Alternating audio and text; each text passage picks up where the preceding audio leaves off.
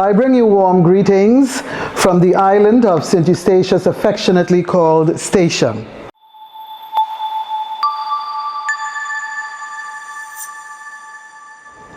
This morning we gather to give renewed addition to a story long carried by history, but not always given the place it deserves.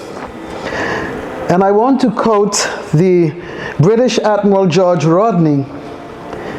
Had it not been for this infamous island, the American rebellion could not possibly have subsisted. Evidence that St. Eustatius was not a footnote in the American story. It stood near the foundation of the fight that gave birth to the United States of America. An island so small that one can stand upon it and see the ocean in every direction. Yet at the time it stood at the very center of the world.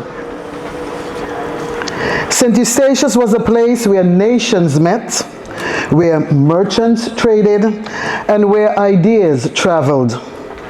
It was a place where people of different faiths and backgrounds found room to live, work, worship, and build.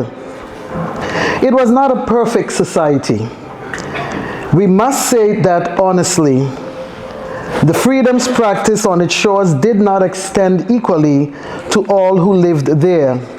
But history is really simple, and the truth does not become weaker when we tell it fully. Today at the Weitzman National Museum of American Jewish History, we gather to bring light to a story that history left too long in the shadows. The first salute, an untold story of the American Revolution. It reminds us that liberty was not carried by one nation alone. It was sustained across oceans by courage, by commerce, by conviction, and by the communities of St. Eustatius. The history of St. Eustatius is not separate from the history of the United States. It is written into it. That bond was marked by the first salute when the cannons at Fort Orania fired a formal salute to the American flag, the first such salute by a foreign authority. It was carried through trade, sustained by networks, and strengthened by human ties that still echo today. We do not stand here as observers of history. We stand as inheritors of it. We still honor the courage, the struggle, and the resilience of all those who came before us. The Jewish community of St. Eustatius did not stand in the margins of history. They helped to move it. Many were Sephardic Jewish traders, merchants, financiers, and families of faith and enterprise. Through commerce, credit, and courage, and through wider Atlantic networks, they included figures such as Chaim Salomon. They helped connect the American colonies to vital support across France, the Netherlands, and the wider Atlantic world. Their work did not merely move goods. It helped to sustain a revolution. But history does not move forward without sacrifice. In 1781, British forces under Admiral Rodney descended upon my island, St. Eustatius. The island was seized. The Honen Dalim synagogue was destroyed. The Jewish community was targeted, plundered, and scattered. Families were torn from their homes and sent into exile. Rodney came to punish an island that had supported the American cause. But history has a way of turning power against itself. His focus was on St. Eustatius, and it delayed British action elsewhere, and that delay became part of the wider road to Yorktown, a turning point for George Washington and the cause of the American independence.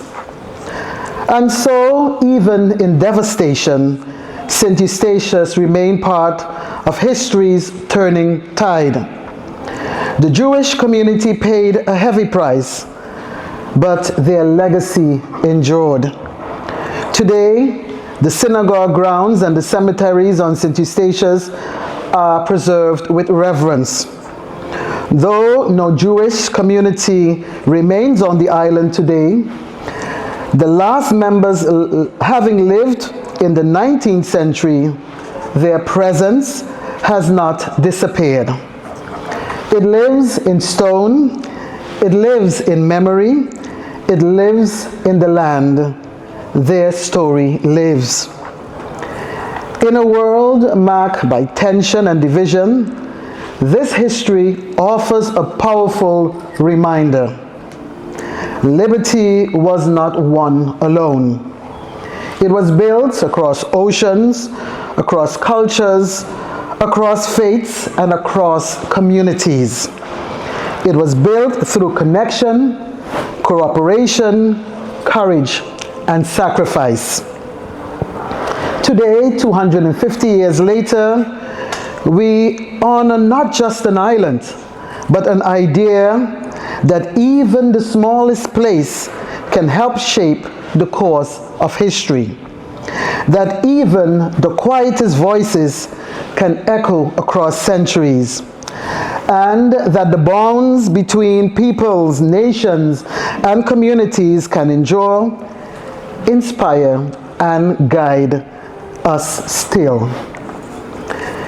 May the story of St. Eustatius, its Jewish community, and the first salute continue beyond this room, not as a forgotten chapter, but as a living call to remember with honesty, to connect with courage, and to carry freedom forward.